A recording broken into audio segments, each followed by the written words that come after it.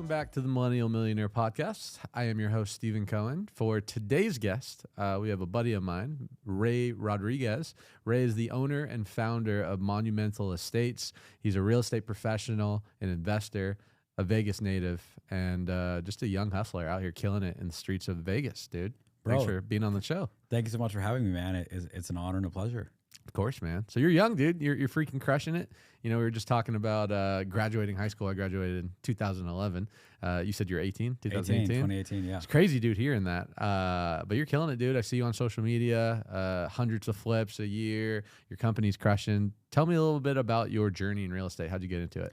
Yeah, so I always got to credit my now fiance, then girlfriend, because when we were in college, we went to UNR, so Go Wolfpack. I don't know if you went to UNLV or anything, but for a year. Okay, we can always wrestle enough for outside. the FUNR. Yeah. There we go. Yeah, I didn't graduate, so it's all good. But I was cutting hair, like I was a barber on campus. I was reselling sneakers. I was customizing sneakers. So I was doing a whole bunch of these like side hustles, and my fiance, Stephanie, she saw this guy on TikTok talking about how you can make like 10 grand a month wholesaling real estate. And I had no idea what wholesaling was. It just seemed way too good to be true. I'll kind of mention a little bit what like wholesaling and flipping is, just for your viewers who may not know really what it is. But flipping houses is basically you buy a house for a lot less than what the houses in that neighborhood are selling for. You spend some money renovating it, and then you sell it for what everything else is selling for in that neighborhood, right? And then wholesaling is you essentially find a property that can be flipped, but instead of you buying it, you just sell your rights to buy it to someone else who wants to buy it. So like, let's say, I know, you were just telling me, Steven, that you have some money, you already own some properties and whatnot. And it's as simple as, hey, there's this house, you would pay $300,000 for it. The seller wants $290,000. I can sell you this contract for $10,000. So on the day of closing, you're going to show up with $300,000. $290,000 of that goes to the seller. 10 of that goes to me, and that's wholesaling, right? So that's what my fiance was explaining to me, saying like, or that's what the video was explaining to me, saying that you could do. And I was like, this just sounds way too good to be true, because it was saying that you don't need a license, you don't need any money to do it. And I was like, I don't know, but I decided to look into it anyway, did my research on it, and I ended up getting a job at a company here locally that did flipping and wholesaling. So I worked there for 2 years, kind of learned what I needed to learn about it. And then after a while, I just went off and did my own thing. And everything was good and still is good with the guy who owned that company, because I told him my original intentions from like day zero, like before he even like hired me, interviewed me, any of that stuff. So we're still cool to this day and whatnot. But yeah, dude, that's how I would answer your question of how I got started. It really just came down to a TikTok of some guy talking about how he can make like 10 grand a month. And at the time I was like, whoa, that is like life-changing money. I mean, it's not bad money, right? But that's how I got started with like the wholesaling, and then eventually started doing some flips and then buying some rental properties. So that's how it went down. It's very organic. It's cool to hear, because being a little bit older, when I was in high school or even college, I only went to a year of college as well. It was really just when social media started to pick up. So there wasn't all the content creators and all the different unique and unorthodox ways to make money. It was more of like, I got into network marketing when I was in college, because that felt like the only way to do something different than the traditional go get a job, work your way up corporate America, and hopefully one day retire when you're 70 years old. So that's what I was attracted to. But now there's so much information, like you said, off TikTok. What do you think separated you though, Ray? Because I'm sure there were tons of friends, peers, people your age that maybe had similar ambition, that saw those same TikTok videos, or knew someone that was doing drop shipping, or knew someone that was doing wholesaling, but didn't actually execute on it and turn into a legit business where now you're an entrepreneur crushing it. Yeah, so the failure rate in the industry, I mean, in real estate alone, is like in the 90s. Like I think like 93, 94% of realtors like fail. I'm not a realtor myself, but I am in the real estate industry. It's around that same percentage of people who never succeed, in the wholesaling and flipping space. I'd say there's two things that really helped me out. One of them I will take credit for. The other one I will give credit for. So the first one is, I think if you just never give up, right? If I don't know too much about solar, I've done like some homework on it. I've had my door knocked about it. Nice. And so I haven't bought when my door has been knocked, but I'm sure those people, or at least I would hope, they've sold some solar at some point. And so to answer your question, I would just say, how do those people end up getting a sale? Well, they just continue knocking on more doors, right? Well, for me, I just continued making more phone calls to see who wanted to sell their house, who had a distressed house, a fixer-upper that they wanted to sell, and eventually finding someone who would agree with me on a price. So that's one thing I would say kind of separated me a little bit from those who didn't succeed. But I would give a lot of credit as well to all the people who helped me along the way. For example, just being able to get a job when they didn't need to hire me, right? I was a 20-year-old kid in college, didn't have any real work experience, didn't really have any real sales experience, didn't have any real estate experience. So they just kind of gave me a shot. That wasn't anything, I can take credit for. So that's on them. And then along the way, I've met local mentors here in town, people who say, hey, dude, I see you're hustling. This is what you're doing well. This is what you could be doing better. Yes, I didn't give up. I continued making phone calls, continued learning, but at the same time, I still wouldn't say I'd be here today if it wasn't for the people who poured into me along the way. So those two things are what I would say kind of separated me from, those who may not have been able to build it into a legitimate business. I agree with you, dude, especially in my space, which is very similar. I think sales is sales at the end of the day, whether it's wholesaling, being an agent, solar, timeshares, alarm systems, door knocking, phone calling, right? It's all relative. They're 100% commission most of the time, where it's a eat what you kill type of mentality. And a lot of times you have full control over your schedule, which I think is great for a lot of people, but most people can't necessarily manage themselves where they have the discipline to go out there and do the thing that they need to, even though they don't have a boss or someone breathing down their neck. I think I see a lot of times, though, and I hope the listeners can resonate, where a lot of people don't take action because they don't know how or what to do. When you first started, I imagine you didn't really know anything. To your point, you didn't really have any sales experience, even though you were a barber and you had that level of personality and communication skills already. But it's not like you knew what to do. It's not like you had a playbook. It's not like you had a rich uncle that was teaching you real estate. You kind of figured it out along the way. Can you talk a little bit about how important it is to maybe take action before knowing versus waiting until you know and then never actually doing the thing? Yeah, so I think the best way to learn is actually just by taking action. So I'll give you a very recent example. So right now we're looking to build out an office in Phoenix. So right now we only do all of our deals in Las Vegas, and I'm looking to replicate the exact same team and systems, processes, everything, just trying to do a copy and paste in Phoenix. And so I've been very lucky with my recruiting and hiring in Vegas. We've never had a salesperson quit. Like I've had people here for 3.5 years, a good amount of time and whatnot. And so we also we run a pretty small team. So I have 1, 2, 3 guys in my office. My dad manages the construction on all the houses that I buy. Have an admin. And then I have a lady overseas who just kind of helps us with some like back end stuff as well. But for the most part, I haven't had to really go out there like recruiting people, hiring new talent and whatnot up until now. So now we're starting to build this office in Phoenix. And so I'm like, okay, I want to start hiring for these positions as well, starting with the most important one, which I believe is the closer, right? If revenue isn't being put on the board, then honestly, nothing else really matters. Yep. And so in the real estate space, at least in like the wholesaling and flipping space, for me, I want someone who already is familiar with like how to run comps, how to determine how much we can pay for a property. If I have to teach you all of that, it's just not the best use of like my time or the company's time. So I can just go get someone who has this experience. So how does that tie into your question of like learning and like taking action and like failing and all that stuff?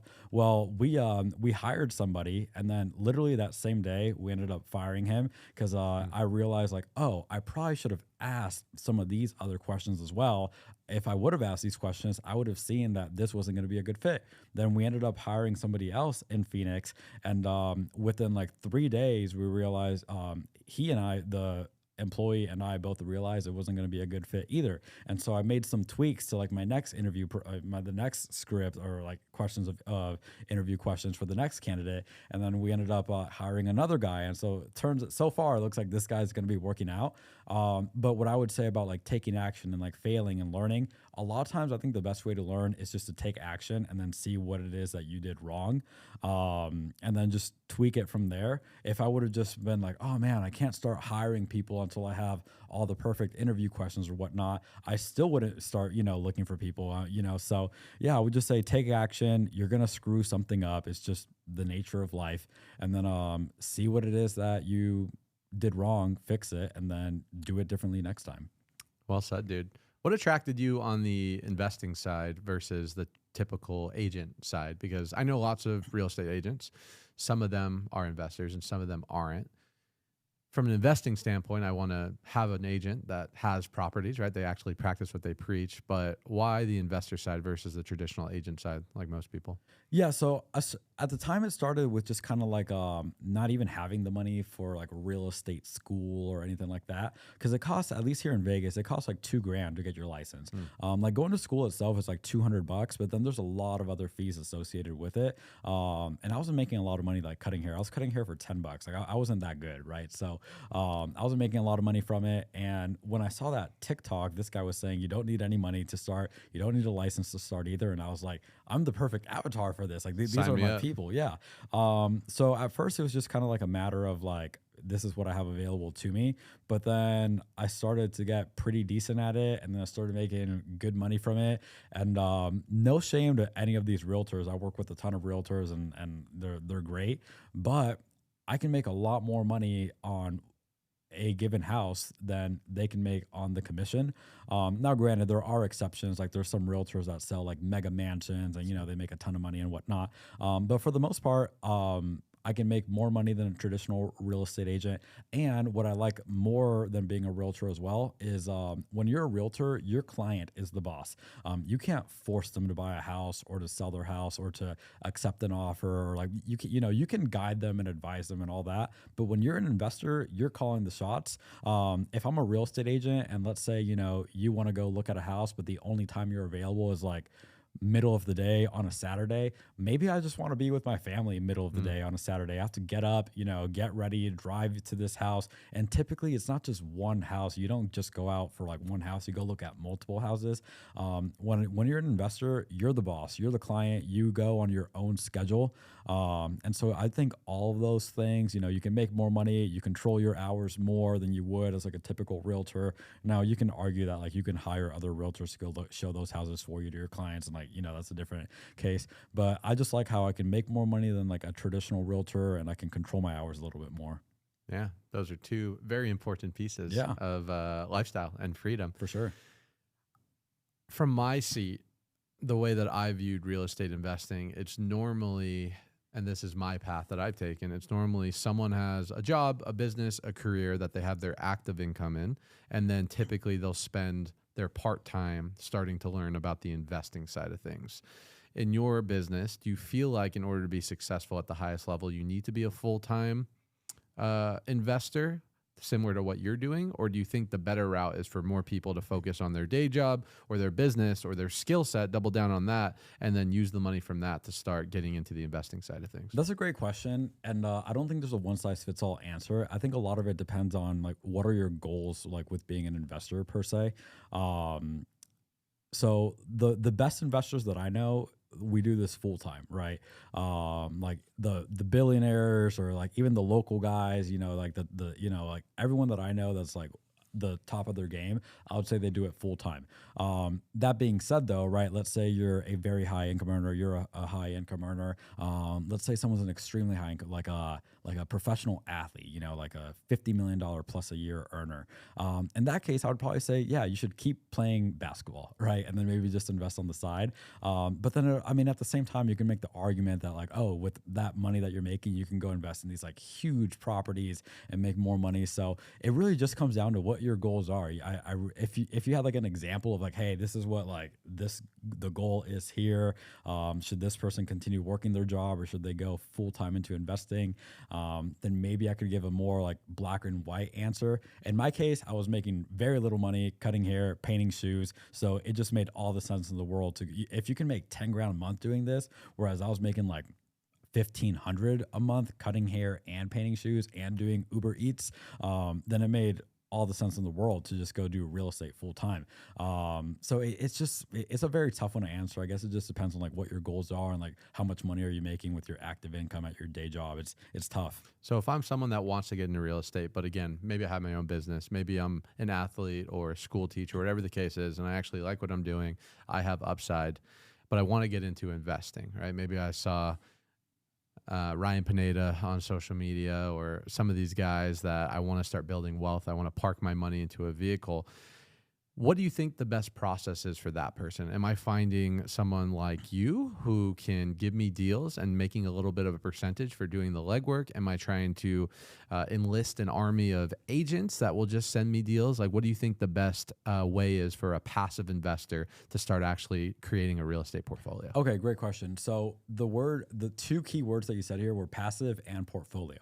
Doing the whole like building an army of agents thing is very far from passive.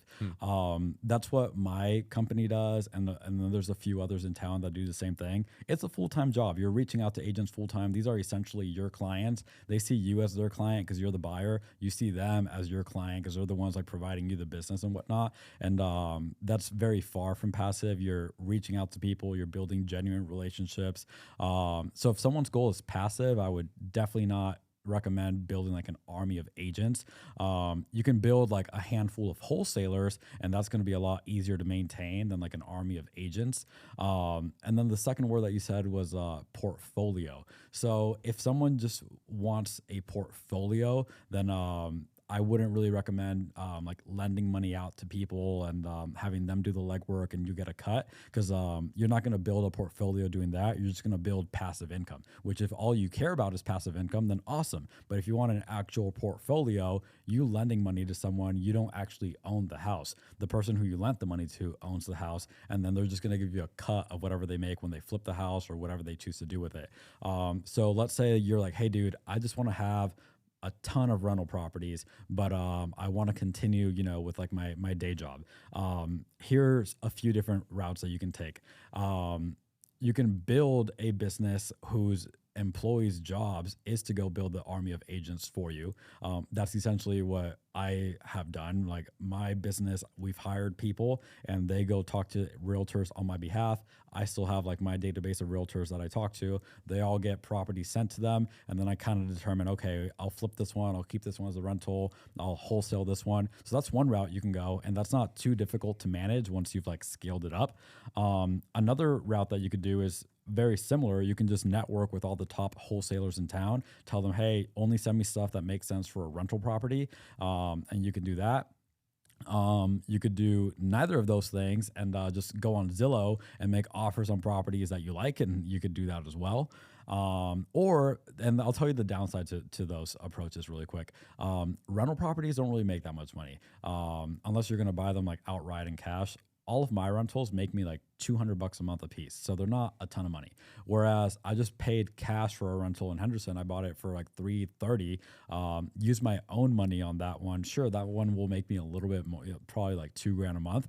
Whereas if I were to have lent the $330,000 out to someone, I can make 12% a year, which comes out to be 1% a month. So I can make $3,300 a month as opposed to $2,000 a month lending money out. With less risk and responsibility. Yeah, less risk. Way less responsibility. You don't have to deal with what they call the 3 T's, like tenants, toilets, turnover. Yeah. You make more money, but you don't get to own the property. Somebody else owns the property. So it really just depends on like what your goals are. So what did you buy that property cash when you could have leveraged it at a different level? Yeah, so there were a few different reasons.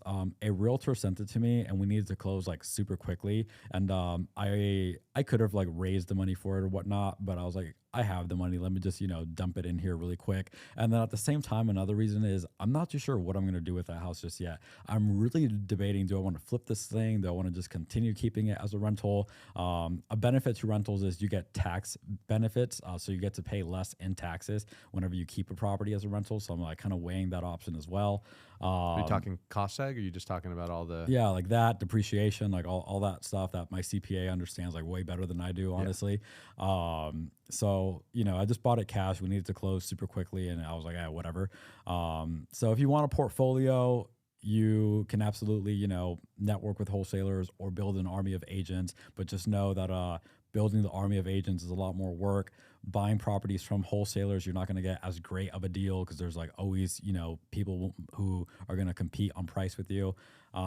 There's pros and cons to every option, really. I wish I could give you like a do this and only this, but there's not like a one size fits all answer. Based on individual circumstance, based on goals, risk tolerance, all the things. Exactly. What would you say is your avatar, I guess your archetype of customers or clients or investors that you're wholesaling to? Because as a wholesaler, right, it's really your job to find these deals. You're giving it to investors, and then you're taking a little bit from the founder's fee. Right. Who are these people that are buying these deals, and like what is their end game? Are these just corporations? Are they middle size, big size? Are they paying cash? Are they going for cash flow? Because what I'm trying to understand and hopefully help people understand is, to your point, there's not a one size fits all in real estate, but the average person can start investing in real estate, whether they have hundreds of thousands of dollars or tens of thousands of dollars to play with. And it's a really cool way, in my experience, to build wealth. Most of my net worth up until really a couple weeks ago was in real estate because of, I bought a bunch of homes in 2019, 2020.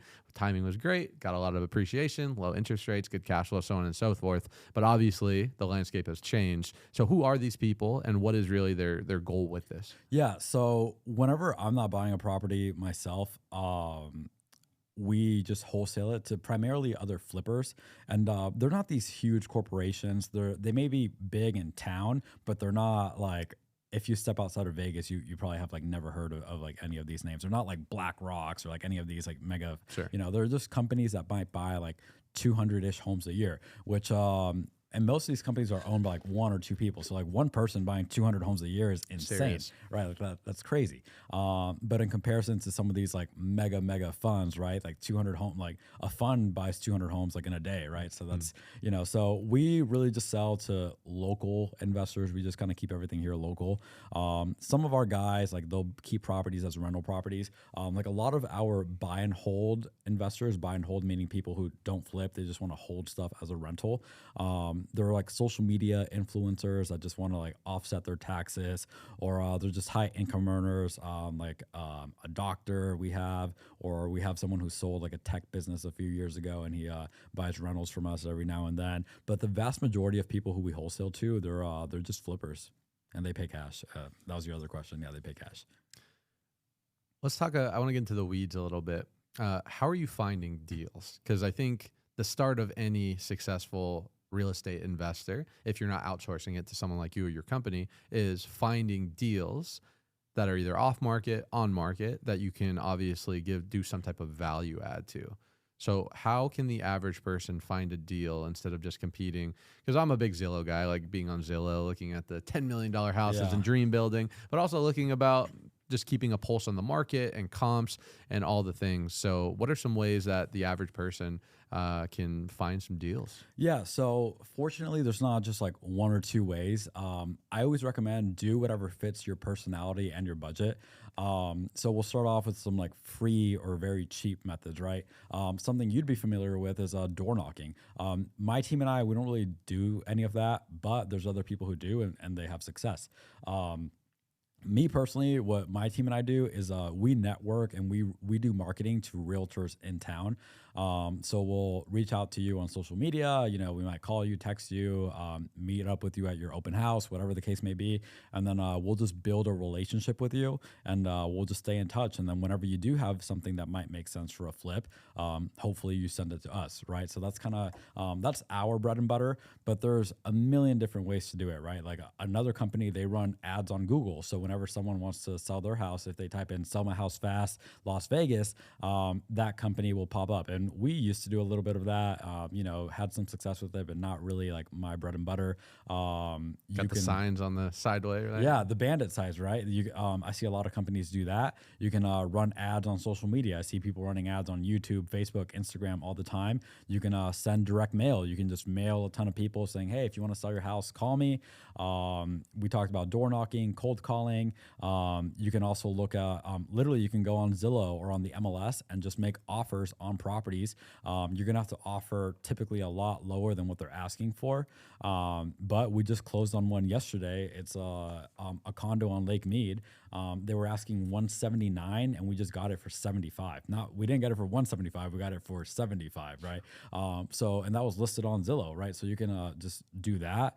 You can look at you can go ask a title company for properties that might be in foreclosure, and you can reach out to the owners of those properties. There's so many different ways that you can do it. There's not like a one size fits all. Just get creative. Yeah, just just pick one of those methods that works for you.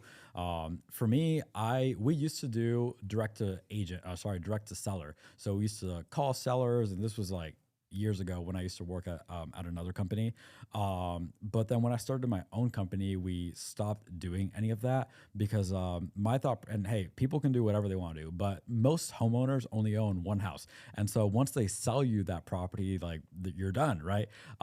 Whereas imagine in like my first business, right? Like cutting hair outside of my apartment and whatnot. If I do a good job cutting your hair, hopefully I'm going to see you again in 2 weeks and you're going to continue being my customer, continue paying me. I build up my Rolodex of customers and like, that's great. Whereas when you're only marketing to sellers to buy their house, once they sell you their one house, like that's pretty much it. They're never going to be coming back to you or anything. One and done. Right. Whereas with realtors, a lot of these realtors are going to be selling houses for 10, 20, 30, 40 plus years. So if you do a good job, on the house that they send you, a few months from now, they might have another fixer-upper for you. They can send you more business. So that's kind of one of the big reasons why we do it that way now. But everyone's like personality is going to be different. I know some people that they are horrible at talking to realtors because they're very like salesy, and their personality just doesn't really mesh well with these realtors, but they crush it when they go meet a homeowner like in their living room. They get that contract way more often than not. So if someone's watching this and they want to, do this business, figure out what do you think fits with your budget and with your personality and just go crush it. Just be a dude. Yeah, just be yourself. Let's talk about value add a little bit. What would you say? So in your business, obviously flipping, it's all about finding deals that are undervalued and then putting some work in, makeup, cosmetics, all the thing, and then selling it for a higher premium and then making the difference.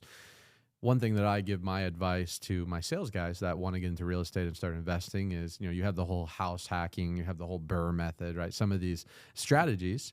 What would you say are the biggest components, items, or pieces of a home that you should focus on for value add from an investing standpoint, or just someone that wants to boost maybe the equity in their home, sell it or keep it and rental, so on and so forth? Yeah. So a lot of people think that if they do like all these crazy remodels to their house, like their house is going to go up in value like so much. And I mean, to an extent, like, yeah, sure, you might get some more equity in it or out of it, but it's not going to sell for much more than what everything else in that neighborhood is selling for. So like if someone bought a brand new house today and they're like, oh, I'm going to make it worth more money because I'm going to put new floors and like all these things, like it's not going to be worth that much more because all these houses are already like in pretty good shape. They're all selling for the same thing. But let's say you bought a house like 20 years ago or whatnot, and you have a limited budget, but you want to sell it and you want to improve the value so you can get the most bang for your buck. Floors, paint, kitchen, and primary bathroom. If you do those main areas, those are the main, these are the main selling points. If you have nice new floors, new paint, new baseboards, kitchen looks nice, primary bathroom looks nice, those are the main selling points. And that's what I do too whenever I buy a house. If we do what's called a full rehab, which is exactly what the name sounds like when you renovate everything. But other times we do what's called a wholesale, which is a partial rehab, basically. Whenever we have a budget to only do a partial rehab, we look at, okay, floors, paint, kitchen, primary bath. And so those are the areas that get you the most bang for your buck for sure. Is location still the most important about real estate purchasing, in your opinion? It depends. If you're looking to own a property as a rental, for sure. If you're looking to flip, it doesn't really matter. As long as so let's say, for example, if you're looking to flip, right? If you buy a house, let's say in Green Valley, which for those who aren't in Vegas, that's a great part of Vegas, Henderson, whatever. So Green Valley is a really good suburb here in town. Let's say a house is selling there for $450,000, right? Like, or every house in that neighborhood sells for $450,000. You buy that house for $400,000. Let's say you put 30 grand into remodeling it, which is probably going to be more, but just say 30 grand, whatever. And then you try selling it for 450, you're going to lose money because you have like realtor fees, closing costs, holding costs, a whole bunch of other costs associated with flipping. And it doesn't matter if you did the nicest remodel. If houses in that area are only selling for 450, it doesn't matter how good of an area that is, you're going to lose money. However, let's say you decided to buy a house in the worst part of Las Vegas and every house in that neighborhood is selling for 450, but you got that house for 325. You did a full remodel on it, you're going to make a good amount of money on that one. And that's if we're flipping. Now, if you're asking me about holding it as a rental, I would rather hold the house in the A neighborhood all day because 30 years from now, I'm confident that house is going to be worth way more than the 450 versus the house in the war zone. I have no idea if that neighborhood will even still be around, right? So to answer your question, like, oh, does location like matter? If you're flipping, no. If you're looking to keep it as a rental, 100%. So for value add is more of a short term. A good rule of thumb, if I'm following you, is never have the most expensive house in the area, right? You just want to be essentially under. I mean, people say that, and there is some truth to that, I would say. But a lot of times when we're flipping our properties, like we're the most expensive sale in the neighborhood. If all these houses sold for 450 and we're the only renovated one, I think we should demand we get a little bit more than 450. Now, we're not going to get 500, right? But we might get, 465, 475. So I don't think that, oh, you don't want to be the most expensive house in the area. You just don't want to buy the worst deal in the area. So I wouldn't want to buy, a $450,000 house for like 450, right? Unless I was gonna like live in it, but that's not even investing. That's just more so like personal enjoyment. There's a lot more that goes into it, but I wouldn't if I had to summarize what I just said, I wouldn't steer away from being like the highest priced house in the neighborhood. You actually want to sell for the most money when you're the flipper. Unless I wasn't fully understanding your question, then I apologize. No, spot on. Okay, So value add, understand your ceiling based on the comps and how Yeah. much room you have. And then for long term, location will always win. So I don't own any rentals in bad areas. So I have almost all of mine in Henderson.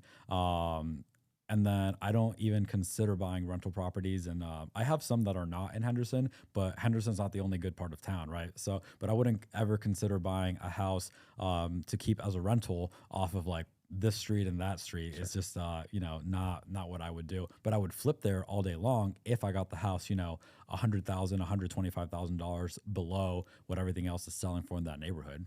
How do you determine what you flip versus what you want to hold long term? Yeah, so everyone's criteria is going to be different. There's people who will say the exact opposite of what I just said for like renting out a house. There's people that only buy in like the hood areas because typically might get easier to get approved for like Section 8 and you can have like that guaranteed income. Sure. And awesome, right? That's good for them. For me, I don't want the, you don't want to be a slumlord? Yeah, I don't like that. I only like owning properties in like nice neighborhoods. Right? Like, would I live in this neighborhood? Yes. Okay, cool. Then I'll probably keep it. If not, then I probably won't. So my personal criteria, if I want to keep it, has to be in a good neighborhood, and the numbers have to pencil out. What does the numbers have to pencil out mean? Well, it means I need to be between my purchase price and my rehab total. So let's say every house in that neighborhood is selling for like $450, and I'm buying this house for $330. I don't want to spend more than like $30K on rehab. So I have at least like $90K in equity, ideally closer to $100K though. So if it's in a good neighborhood and I can have like $100K in equity, I'll buy it.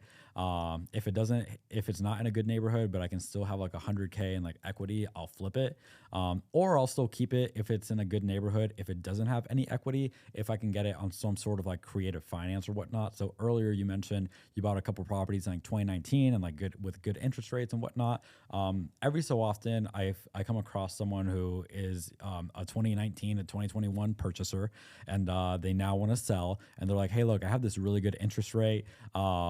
we'll just offer to give them equity, give them cash for their equity if we can take over their interest rate. If that house is in a really good area that I like, I might be paying, full market value. I might not have any equity in it, but that 2% interest rate with an $1,100 mortgage and rent is $2,200 a month. That to me is still good enough. So it really just depends. But 90% of the time, if I had to summarize that, I would say for me to keep it as a rental, good neighborhood and at least 100K in equity. For me to flip it, doesn't matter the area, but I need to have like at least 100K in equity so I can sell it and make my money right away. Boom. And I know you said your business is about to expand to Arizona. When it comes to the investing side of things, you think it's wiser to focus more on one market or two markets that you know intimately, that you already have the connections and the contractors and understand the landscape of it? Or do you think it makes more sense to diversify outside so you are hedging your potential risk? So I think it makes all the sense in the world to stay in one local market. There are so many different skills that you have to learn, like especially when you're new. So you have to learn how to market, first of all. Like leads don't just like walk in the door. So you have to learn a little bit about marketing. You have to learn a bit about sales. You have to learn like real estate in general. You have to learn how the whole process works. You have to learn how to raise money. You have to learn the neighborhoods. There's so much to learn that it takes a while to become an expert in just one market. And even I would say I have a lot to learn in Vegas and real estate in general. There's so much more to learn always, that if you're trying to do this in a whole bunch of different markets at once, it's very tough to see success. The only real benefit that I see to people who do like the whole nationwide thing, and by the way, I don't know anyone who flips houses nationwide, but I do know people who like wholesale nationwide. The only real benefit to doing that nationwide is if you're doing, let's say, direct seller marketing and you're running ads on social media, that's how you get your leads. It's typically a lot cheaper to do like the nationwide stuff versus to focus all of your ad spend on one market. So guys that'll wholesale like in all 50 states, their cost per lead, if they do direct to seller marketing, is going to be a lot cheaper usually than someone who does direct to seller marketing in like a major metro. So that would be like the only real benefit, but 90+% of the people who I know that like really crush it in real estate, they become an expert in one market and then maybe they might expand to a second market. Double down. Yeah. Talk a little bit about, I feel like we're in an interesting time right now where you're in your, mid to late 20s. I'm in my early 30s. And when I look at the landscape of people, it's usually either, whether it's millennial or Gen Z, they're extremely motivated and they're out there, they're hustling, they're doing all these things. They're looking up to the Jake Pauls of the world and like, I'm going to become rich. I'm going to become wealthy. And then the other side of the coin are people that are self-entitled. Maybe they're in victim mindset. Maybe they're just not doing the thing that they know they should be doing, overweight, all the things. What do you feel like allows you, with no boss, with no one telling you what to do, when to show up, to stay motivated, stay inspired, and be a self-starter where there's a lot of other people that just sit at home and play video games and wait for their parents to do things for them? Yeah, so I think a lot of it just comes down to like your why, right? And then if you don't have like a big enough why, then sure, it might be, I might be the guy who's like sitting at home, eating French fries and not working a job. But I have a reason for why I do this. And I just like money and I want to have nicer things. I want to have like a $20 million mansion and in like the Henderson Hills one day, God willing, right? But if I was just cool with like just getting by and whatnot, then maybe I wouldn't be a self-starter or motivated or whatnot. Personally, I can't understand how people are just like comfortable with not doing anything for themselves, but then at the same time there's millions, billions of people who can't understand why you and I like wake up every day and like go after what we want. So the way that I would answer your question, I think it just comes down to like, do you have a big enough why? And that's really it. I mean, for me, I just like money. I like nice things. And then if I'm being like 100, it goes like deeper than just like money, even though like the money part is like very true. I love making money. Don't get me wrong. I don't want to like come off like I don't, but if I had to take it, I saw a post by my friend and one of the guests that you had on here, Cole Aronson. He made a post a while ago, and I didn't realize that I was already thinking this way, but I've been thinking this way like my entire life. But it wasn't until he made the post that I was like, oh, I always thought of things this way. And the post that he referenced, he was quoting somebody, I believe it was David Goggins, but I could be wrong on who he was referencing. And he said there's like ask yourself 7 different layers. Why is it that you do this, right? So so for me, it's like, okay, I like money. And then I just keep like going like down the like sequences of why. And then I ended up realizing that like the real reason why I do this isn't even like because of I like money and I like nice things, even though that is true, but it's because the feeling that I get when I see myself like getting better at something or leveling up, that is like something that I think I've become addicted to. And so I didn't even like I didn't even put 2 and 2 together until I just came across that video of his. I was like scrolling through TikTok one night and I was like, yo, this is how I've been my whole life, whether it was with academics or basketball, which I thought I was going to the NBA, but I was like, that couldn't be further from the truth.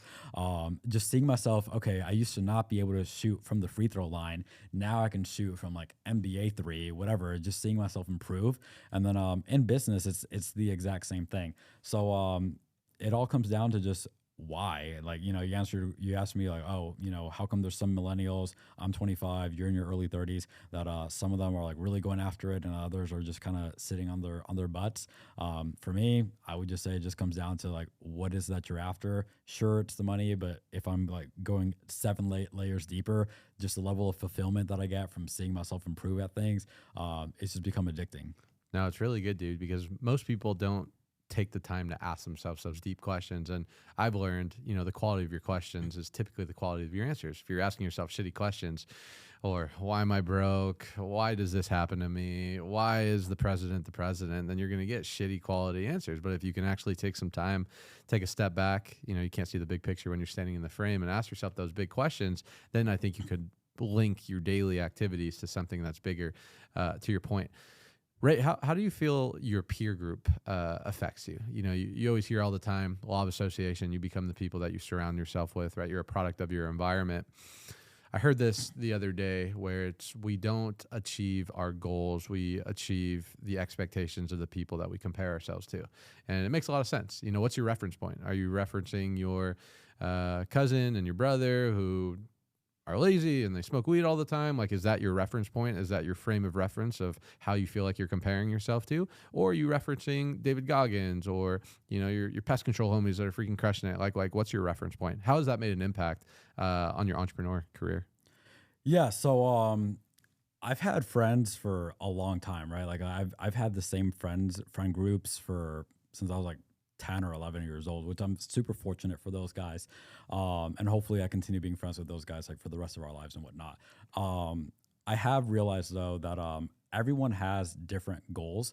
And so I can't have like my business and professional goals have a reference point of like some of my homies, you know, from when I was like 10 or 11 years old. They may be great guys and, you know, we may have like a lot of similar interests in other aspects of life. But when it comes to, let's say, like business or like finances, we just have what seems to be different goals. And so I have, you know, my friend group of people who we don't really do anything like work related, right? We might just like go watch sports or like chill or whatever. And then I have my friend group, which is also like my reference point for business, where you know, it'll be guys like yourself, or you know, we mentioned the pest control guys a few seconds ago, or other people in like my industry that are, you know, around our age that have similar ambitions to yours and to mine, and we might bounce ideas off of one another. We might hold each other accountable. Even in the office, we have accountability challenges. So, for example, in my car, I switched my shoes out really quick because everyone at the office right now, we're making sure to walk 10,000 steps on our office treadmill. Dope. I'm not walking 10,000 steps in my work shoes. So, you know, I'm in like my little track shoes. Then I just switched them out really quick. So, yeah, what I would say about reference group is just I've met people in the last couple of years, like 4 or 5 years of being in business, who are similar in age, you know, between like my age to maybe like 15 years older, give or take, and anywhere in that range, who have similar goals, similar drive, and you know, we just help each other do what it is that we say we want to do. Love it. I don't know if you can relate to this, but I feel like back to the original conversation we were having, it's typically most people are on one side of the coin. Either you're a self starter, you're ambitious, you're going after progress, you're going after that fulfillment of becoming more and progress and growth, or you're on the other side and you're just not really doing anything, right? Napoleon Hill would call that drifting. You don't have definite of purpose. He's nicer than I would call it. It's good. Lazy. No. But sometimes when you lean to any extreme of one coin, there are challenges and there are things that you have to navigate through. How do you stay grounded and stay present and stay in a place of joy, happiness, gratitude without focusing so much on delaying that happiness or delaying that fulfillment, or I'll be happy when, or I'll be satisfied then? It's a overachiever challenge that is a blessing and a curse. Yeah. So I used to fall a lot into that of like, oh, I'll be happy when I make my first $10,000 month. That was like the first like business time where I was like, oh, I'll be happy when like this. And I continued that mindset, and then I hit my first like $10,000 month. And then right before I hit that $10,000 month, I met a guy who was like 8 or 9 months older than me, who was on average doing like $100,000 a month. And so like a few weeks later, I hit that $10,000 a month, and I didn't really feel like the happiness. And I came across a post, and I really wish I remembered exactly how it was worded, because I think they worded it way better than how I'm about to like word vomit it. But it was essentially saying like, hey, be happy with like what you have, because at one point you were praying to be where you're at right now. Maybe that didn't come out so bad, but it took me a while to kind of internalize that. And then I got to the point where I was like, who even cares at the end of the day? Yes, I have these goals, and like I really do want to achieve these things. But if I'm constantly moving the goalpost of happiness, then what kind of a quality of life are you really living? So I would say I live a very happy life every single day, and I'm happy to be able to reach towards my goals every single day. Like one of my company's core values is gratitude, and every single morning meeting we start off with everyone saying one thing that they're grateful for. So I may not be where I want to be, but I'm still happy and grateful to be where I'm at today, and that's still a whole lot better than where Ray was at 6 months ago, a year ago, 5 years ago. So I don't really struggle with like the whole like balancing happiness thing. And then to the other part of your question about like one side of the coin or another, what I do makes me happy as well. So, you know, I don't ever feel like, oh, I'm like, man, I have to like work or whatnot. Sure, there may be aspects of the job that I don't love all the time. But overall, I'm happy to do what it is that I am doing. So I'm doing what makes me happy. So I'm just, as a byproduct, happy, if that makes any sense. Yeah, it's the right frame to have, you know, because a lot of people struggle with that. They're comparing themselves to external circumstances or an ideal. What I noticed you just did is you're comparing yourself to where you used to be.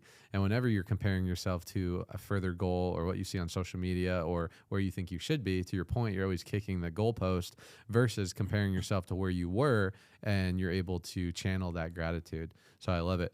Dude, you mentioned a lot of different sayings and quotes and things you saw on social media. How important has self-education been on your entrepreneurial journey? Super. In fact, one of our core values, which we only have 4 core values, but I feel like I reference them and whenever they come up, one of them is 1% better every day. And so that's exactly what it sounds like, right? Like every single day, we want to get 1% better at something that has to do with our job. And so I don't think I would be anywhere near where I'm at right now if I wasn't every single day being like, all right, I got to get 1% better. And that could be, it happens in a multitude of ways, right? It could be through something that I did at work that I realized didn't work out the way that I wanted it to. I can get 1% better just from learning from my own mistake. I can get 1% better from having a conversation with someone like yourself and being like, for instance, you, I don't know if I can mention this on here, so I'll cut it if not, or I guess I can because you posted it on social media, but you are a co-founder, or you just exited a company you co-founded. Like, huge congrats to you. Thank you, dude. If I were to ask you questions about that, I'm sure I would get 1% better because it's not something I've ever done, right? So I would learn more. I can watch a podcast or like whatever. So I think getting educated, self-educated, learning from other people is super important. You know, if you're not learning, then like, what are you doing? So you're not growing. So if you're not growing, then I would argue you're just withering. I think that's the opposite of growing. So yeah. Love it, dude. As we wrap up here, Ray, you're the man. What advice would you give to 20-year-olds out there? Because I think there's a lot of people listening, whether the audience is 20, 30, 40 years old. There's a lot of people out there that may be lost. Maybe they're lost in their professional life. Maybe they're not fulfilled in what they do on a daily basis. Maybe they're not happy with the money they're making or the home they live in or their relationship. But for whatever reason, they're not changing. They're not doing something different tomorrow that's going to get them a different result. And someone like yourself who is young and feels like you're on the path of joy, happiness, fulfillment, and there's going to be ebbs and flows and peaks and valleys, as we all know. But as long as you're pursuing something that you get value and fulfillment from, I would define that as successful. What would you tell those 20-year-olds out there? So just to make sure I'm understanding that question, what would I tell the 20-year-old who maybe they're not happy with where they're at, but you said they're not doing anything to change it? Correct. Yeah, then I would say maybe you are happy with where you're at. Like if you're not doing anything to change it, then I just can't understand that, right? So that's really what I would say. I would ask yourself, are you happy with where you're at? And maybe you're just not willing to accept that. Because if you really weren't happy with where you're at, right? Let's say you're overweight, right? And you say you're not happy with it, yet you refuse to do anything to change it. I mean, like what you're not changing, you're accepting. So maybe I would just tell them, like, ask yourself if what you're telling yourself is the truth. Now, let's say, that's not the case, right? And maybe they just haven't changed anything because, I don't know, for whatever reason, but now it's the time to change, right? Like this time they're watching Steven's podcast and they're like, okay, because of Steven's podcast, I am going to make a change now. What I would say in that case is figure out what it is that you want and don't let anything stop you from getting it. That doesn't mean you're not going to fail. Like I screw things up all the time, right? Like I'll probably screw something else up before I go to bed tonight. I don't know. But just figure out what it is that you want. Don't let anything stop you from getting it, and just don't hurt anybody, along the way. And that's what I would say there. Ray, do you think life is fair? No, I don't think life is fair. But I think it's not fair for anyone. So I guess I do think it's fair. Actually, I just contradicted myself. But the more I thought about it, I guess I would say it's fair.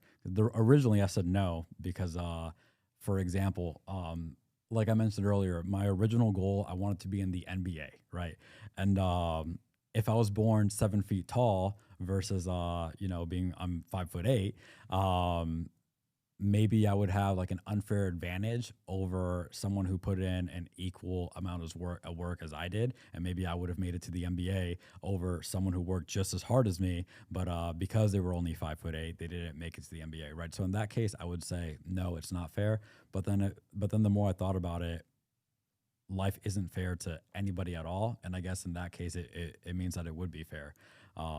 So yeah, I do think life is fair in its own like weird way. We all have different advantages and like disadvantages, but I think it's just kind of how you play the hand that you're dealt at the end of the day. Well said, dude.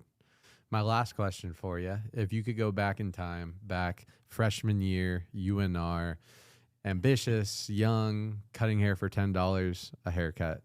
If the Ray today, founder, real estate investor, professional, could give that Ray advice to accelerate his happiness, his growth, his success, what would that advice be? Well, fortunately, like the happiness part, I feel like I've always lived a happy life. I haven't had, and like hopefully this doesn't change, but I haven't had like this stage where I'm like, oh, I'm so sad, miserable, depressed, and shout out to God for that. So as far as that, I mean, there wouldn't really be too much to talk to that younger Ray about. But as far as how would you like accelerate your success or anything like that, I would just tell that kid, just keep doing what you're doing. I don't think I ever went through like a phase where I was just like effing off or like being lazy or anything. I think no matter what I was doing, I was hustling, willing to learn. So and sometimes you just need to be told, like, stay on the path that you're on. Like I'm going to a conference here pretty soon, and I'm not sure if they're gonna and I'm gonna like ask for some advice on like growing my business, and they might tell me, hey dude, just stay on the path that you're on, or they might tell me to change course completely. And I feel like either piece of advice is going to be valuable. So I would just tell that kid, dude, continue working hard. Don't backstab anybody, which is something I'm super proud of. Like, never done anything dirty to anyone in business. Work hard, continue to learn, and you'll be all right. Love it, man. Ray, where can people get connected with you? Maybe they want to learn about wholesaling, they want to start getting some properties? Yeah, you guys can follow me on Instagram or just shoot me a DM if you don't want to follow me. That's okay. At Ray R Rodriguez _. I do a pretty good job of getting back to my DMs. So if you want to, shoot any questions over there, that's perfectly fine. And I'm happy to help you out with pretty much whatever. If I have the answer to it, I can happily share that answer with you. If you're looking for some deals in Vegas, hit the boy up. Dude, thanks for coming on. Bro, thank you so much for having me. You're the man. A lot of fun. Thank you.